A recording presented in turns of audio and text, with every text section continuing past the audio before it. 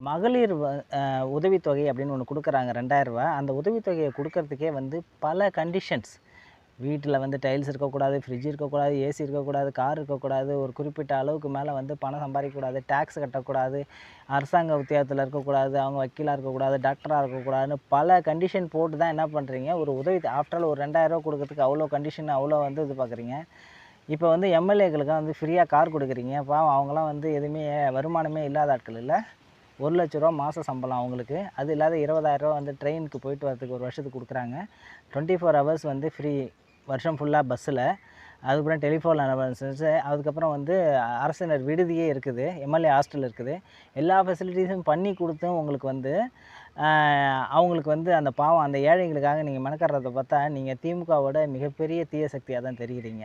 மக்கள ஏமாத்த முடியாது. மக்கள் வாட்ச் பண்ணிட்டு தான் இருக்கிறோம். பாருங்க. அடுத்த எலெக்ஷன்ல உங்களுக்கு சரியான பாடத்த புகட்டுருவோம்.